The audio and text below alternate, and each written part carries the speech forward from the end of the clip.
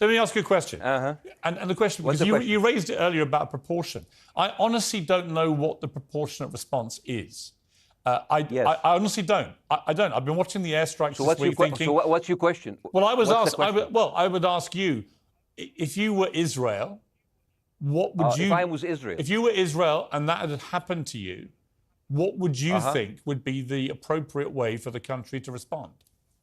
I would do exactly like Israel did, kill as many people as possible, since the world is letting me do it. I mean, I can do it because I can, you know? But the thing is, you know what? I agree with you. And you know what? I'm going to be even ahead of you, because I see the question coming. Do you condemn Hamas for the atrocity? Yes, I condemn Hamas.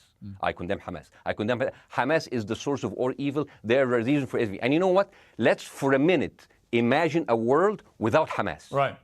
What will this word look like? Let's give this word a name, and let's name this word the West Bank. Hamas has absolutely no control in the West Bank, and since the beginning of this year, only through August, 37 Palestinian kids were killed. No music festival, no paragliding, no Hamas. Since the occupation of the West Bank, 7,000 Palestinians were killed. No music festival, no paragliding, no Hamas. I can go on and on and on and on. No, but you don't need to, because in a way you're preaching to the choir. I've followed this crisis. Oh no, you're not preaching. So the thing is, like, well, in the sense that I know that what you're saying has validity. Of course, Piers. By the way, Piers. I am at a disadvantage here.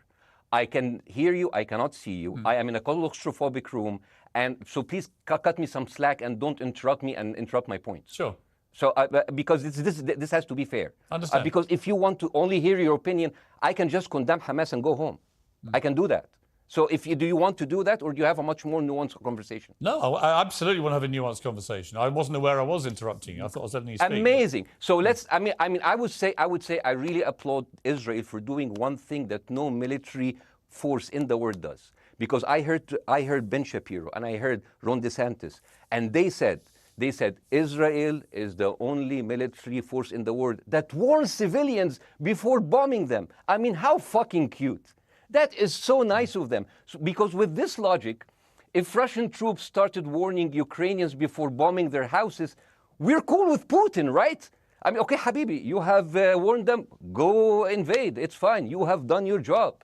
I mean, the thing is, and I understand, and I also heard Ben Shapiro talking about Human Shield. So you remember my wife's family, they live in Gaza. So I asked them, I told them, when Israel give you the nice warning, the cute warning, does Hamas force you to stay in your home so you can be bombed and use as human shield? You know what, Hassan here, my wife's cousin, he's a loser, you know. He told me, you know, when I asked him, does that happen? He told me, no.